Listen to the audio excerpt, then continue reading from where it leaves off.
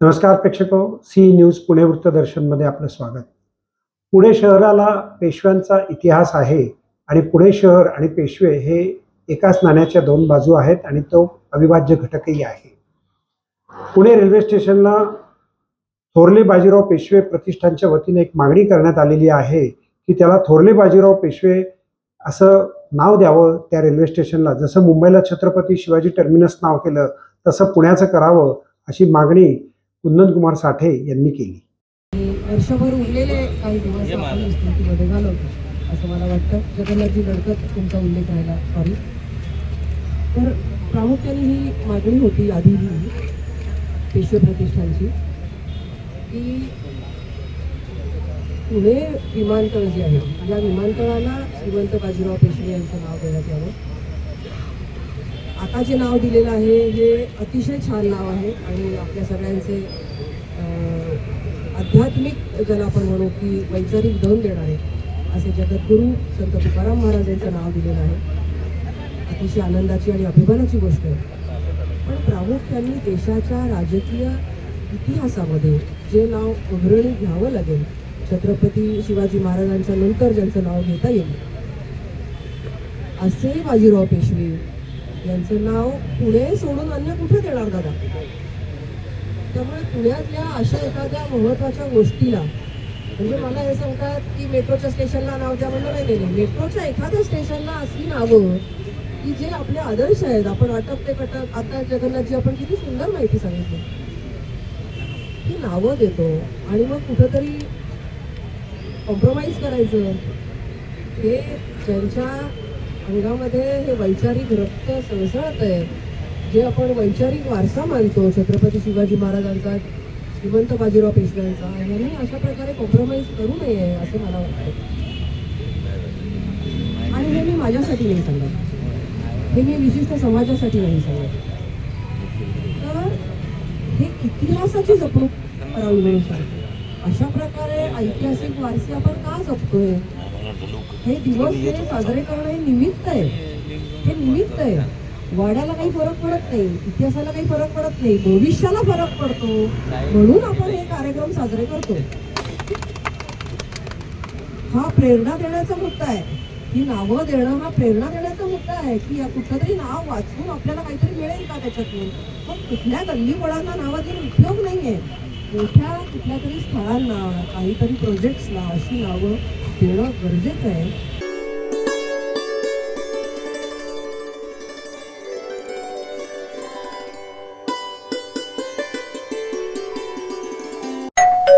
अहो उठा ना, ऑफिसला नाही का जायचं? अगं मला आज फ्रेशच वाटत नाही, काही करायची इच्छाच नाही. अहो मग तुम्ही आजपासूनच न्यू युनायटेड फार्मसीचे गुड मॉर्निंग चूर्ण घेणं सुरू करा. अपचन, मलावरोध, बद्धकोष्ठ, आम्लपित्त आणि पोटाच्या तक्रारींवर खात्रीशीर आयुर्वेदिक उपाय. गुड मॉर्निंग चूर्ण. 35 वर्षांपासून सगळ्यांच्या पसंतीचे गुड मॉर्निंग चूर्ण औषधांच्या प्रत्येक दुकानात मिळते.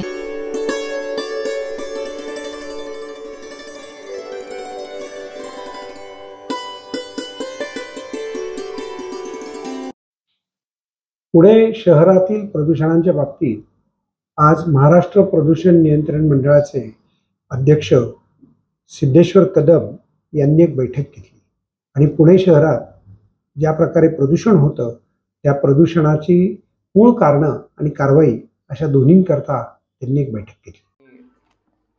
पुणे महानगरपालिकेचे आयुक्त राजेंद्र भोसलेजी आणि त्यांच्या सगळ्या टीमचा मी धन्यवाद व्यक्त करतो.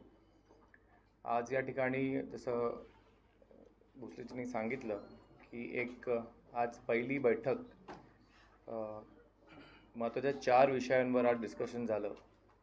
सर्वप्रथम होतं STPच्या संदर्भातलं स्टेटस, दुसरं होतं एअर क्वालिटी संदर्भात, तिसरं सॉलिड वेस्ट मॅनेजमेंट आणि चौथं होतं सिंगल यूज प्लॅस्टिक संदर्भात आपण काय कारवाई केली आहे की आपण काय उपाययोजना केल्या त्या संदर्भात. बरेचशा डिटेल गोष्टीमध्ये डिस्कशन झालं, मुद्देशीर डिस्कशन झालं आणि बऱ्याचशा गोष्टीमध्ये आम्हाला त्यांना सजेशनसुद्धा आम्ही दिलेत. बऱ्याचशा उपाययोजना STP संदर्भात त्यांचं प्रोजेक्शन आहेच, काम सुरू आहे आणि पण ते पुढच्या 5 वर्षाचा आहे, 10 वर्षाचा आहे, असा एक टाईम बाउंड प्लॅन आम्ही महानगरपालिकेकडून मागितलेला आहे. त्याच अनुषंगाने जसं राजेंद्र सर म्हणाले की पुण्यामध्ये क्रिमोटोरियम जे आहेत, स्मशानभूमी, तो एक फार एअर क्वालिटी संदर्भात एक सेन्सिटिव्ह विषयसुद्धा आहे आणि क्रिटिकल विषयसुद्धा आहे. तर त्या अनुषंगाने बोर्डाकडे काही सोल्युशन्स आहेत का, तसे त्यांनी आमच्याकडे सजेशन मागले. तर आमच्याकडे सोल्युशन जे आहे ते लगेच आम्ही त्यांना त्वरित देऊ. आणि ते आज जर आपण पाहिलं तर काळाची गरज आपण जर पाहिली तर बरेच ठिकाणी इलेक्ट्रिक क्रिमोटोरियम, गॅस बेस्ड क्रिमोटोरियम आपण ते प्रमोट करतो.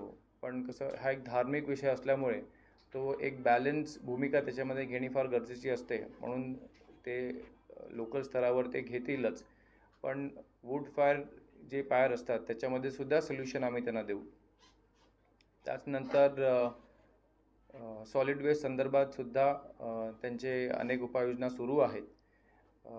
आत्ताची जी कपॅसिटी आपण पाहिली तर त्याच्या अनुषंगाने ट्रीटमेंट प्लांट किंवा मग रिसायकलिंग युनिट, सेग्रिगेशन असेल, ते व्यवस्थित आहेत की नाही आहेत, त्या अनुषंगाने आम्हाला त्यांनी प्रेझेंटेशन दिलं. त्याच्यामध्ये सुद्धा आम्ही त्यांना सजेशन दिलेत की आजच्या काळामध्ये, आणि त्यांचा एक मोठा प्रश्न होता की आज पुणे शहर हे वाढत चाललेलं आहे, डेन्स होत चाललेलं आहे. तर त्यांना जागा उपलब्ध प्लांट सेटअप करण्यासाठी त्यांना आमची मदत पाहिजे. तर नक्कीच आम्ही राज्य शासनाकडे सुद्धा त्यांच्यामार्फत प्रस्ताव पाठवू की त्यांना लवकरात लवकर कुठेतरी जागा मोठी उपलब्ध करून द्यावी. आणि चौथा जो महत्त्वाचा घटक होता तो सिंगल यूज प्लास्टिक संदर्भात. त्याच्यामध्ये बरीच आमची चर्चा झाली आणि राजेंद्र सर मुंबई महानगरपालिकेमध्ये 2009ला होते, तर त्यांनी इन डेप्थ काम केलेलं आहे. त्यांना आमच्यापेक्षा चांगला रिसर्च त्यांचा आहे. त्यांनी त्यांची जुनी डायरीसुद्धा आणलेली आहे आणि त्याच्यातले फॅक्ट्स आम्हाला दाखवले. पण आज वेळ, काळाची गरज बदललेली आहे. म्हणून एक जॉईंट ऑपरेशन महानगरपालिका आणि पोल्युशन कंट्रोल बोर्ड ह्या एकत्र मिळून जर त्यांनी अजून जोमाने काम केलं तर आपल्याला ग्राउंडवर रिझल्ट दिसेल.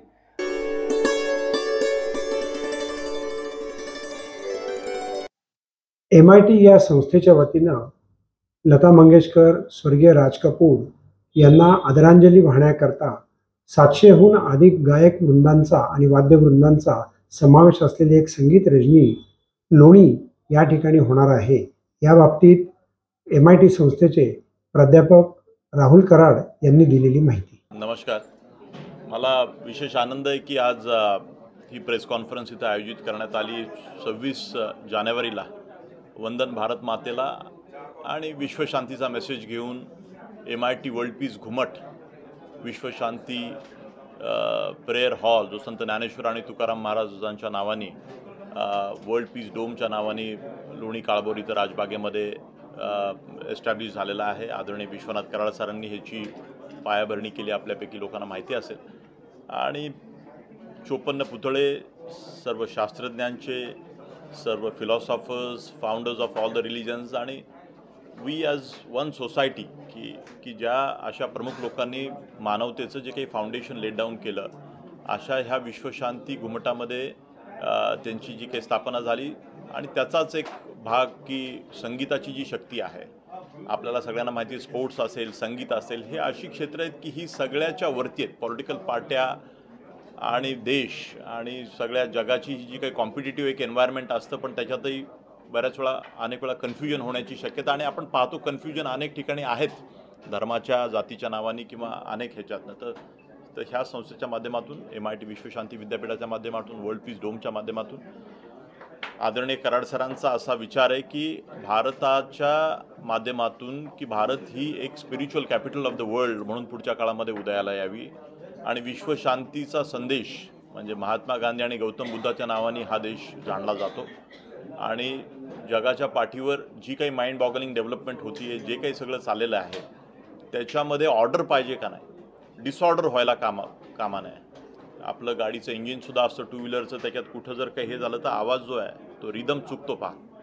तर तशा प्रकारे आपल्या सोसायटीमध्ये पॉलिटिकल फोर्सेस, सोशल फोर्सेस, रिलिजनच्या नावाखाली अनेक अशा गोष्टी पण फंडामेंटली प्राणी आणि मानव ह्याच्यामधला मूळ फरक काय, तर मी मगाशी म्हणल्याप्रमाणे की प्राण्यांना सुद्धा रिप्रोडक्शन केलं जातं.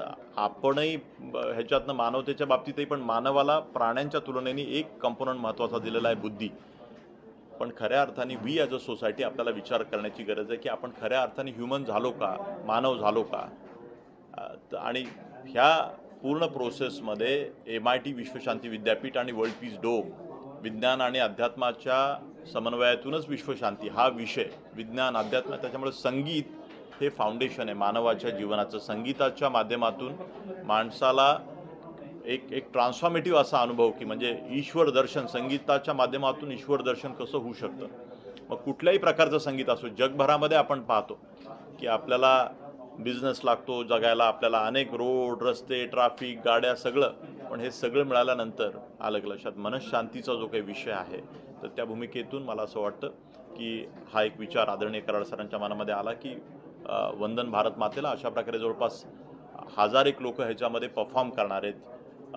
महाराष्ट्रातून आणि भारतातून 10 ते 12 मग फ्लूट असेल, तबला असेल, सितार असेल आणि बाकीचे असे अनेक इन्स्ट्रुमेंट म्युझिकमधले ते एकत्र येऊन ह्याची सिम्फनी, ह्यांचं एक एकत्रीकरण आणि त्यातनं एक म्युझिकचं प्रस्तुतीकरण सगळ्यांच्या पुढे होणार आहे.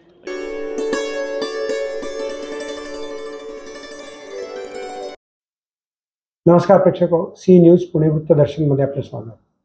गुलियन बॅरी सिंड्रोम मोठ्या प्रमाणात पुणे शहरात आढळू लागला आहे.